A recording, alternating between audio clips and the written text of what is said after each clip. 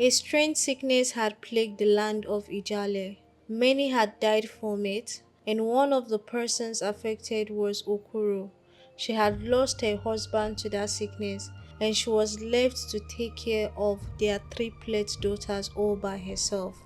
The triplets were non identical, and each of them had their unique beauty and grace. Their names were Anasi, Echule, and Orima. It was time for Abade, the prince of Ijale, to find a wife. And as expected, the maidens of the land threw themselves at his feet. Each one of them wanted to be the prince's wife, so they were praying to find favor in his sight. But he was not a man of simple things. His mind usually ran wild with adventures, and he wanted to be with a woman who spoke the language of his heart. As he quickly rejected all the set of desperate maidens, everyone fixed their attention on him to know who he would eventually end up with. The three sisters heard the hilarious gossip of the prince's quest to find a wife as they returned from the stream. I heard the prince wants someone who loves adventure and knowledge, but most of the maidens in the kingdom spend their lives dreaming of what their weddings and married life would be like, Anasi said.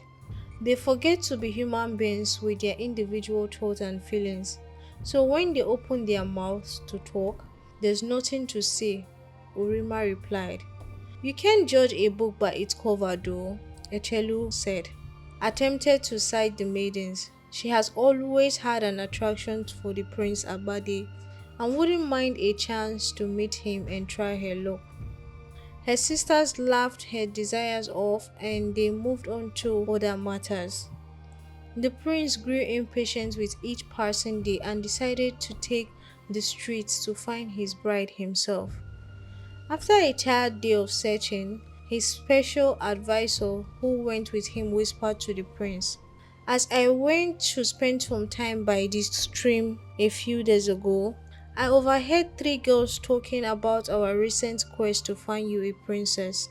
Two of them sounded really intelligent, and I think you would be happy to meet them. I was able to see their faces, and I believe they are the daughters to Okuro, the wife of one of the farmers who died during the plague, he said. They immediately came to Okuro's compound and met her and her daughters processing some cassava.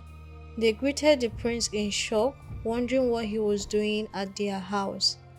He received their welcome with a warm smile and sat with them to declare his intentions. My advisor spoke highly of each of your daughter's intellect, and I would like to see it for myself as I'm on a quest to find my life partner, he said. Okuro replied, Your Majesty, I am honored to have you in my home, and I'm glad my daughters have found favor in your eyes. But you would have to pick one, and that one has to share the same desire to be with you. Anasi, Echelu, and Orima came out to properly greet the prince, and he used the opportunity to take good look at them. Anasi gave off a confident look back at the prince, for she feared no man, regardless of title and affluence. This challenged the prince, and he wanted to see what was more of her. Echelu smiled wildly at the prince and then became so shy because she was finally going to get closer to a man she loved from a distance. Orima, on the other hand, who couldn't care less if she ended up with a man or not, gave Abade a blank but inquisitive stare to decipher his true intentions by his body language. The prince noticed this, and that fascinated him even more. He finally told Okuro that he would like the girls to come and spend some time with him in the palace. After then, can he make a good choice? They packed a few things and followed Abade and his advisor to the palace. The prince's plan was to put them through a test to determine the one that was the purest heart, because he believed that wisdom and intellect was nothing without a kind heart to it.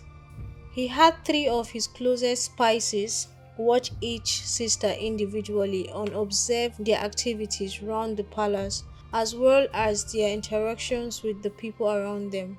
Each of the sisters, as expected, had different experiences with his test. Orima was less concerned with the welfare of anyone around her, but she wasn't arrogant either. She spent her time thinking on the policies and traditions that would govern her for the rest of her life, and often had insightful conversations with the prince on these matters. Anasi's organizational and administrative skills shined with her stay in the palace. With her confidence, she was able to lead the royal workers, and with time, she learned compassion and consideration for each person. She found their strengths and their weaknesses and used them to create better working conditions for everyone in the palace. But this test brought out a new side to Ichilu. Her dreams and fantasies about being chosen above her sisters got to her head, and she began to treat the workers in the palace like they were her servants. She ordered them around and made them do every single chore, while she dresses up elegantly to show herself to the prince every single day. Abade already knew Anasi was going to be his bride at the end of 2 weeks. It was now left for the sisters to accept the decision. After he told them of his choice, Echelu was livid. She couldn't believe that after all her effort to seduce the prince, Anasi would be chosen. She left the palace angrily and vowed never to return. Orima, on the other hand, was happy and satisfied. She pleaded to stay with her sister and serve by contributing to the decision making of Ijale. They were delighted to have her and they lived happily as the new royal family. If you enjoyed the story and would like to hear this voice again, kindly subscribe to our channel at Folklore. See you in the next one.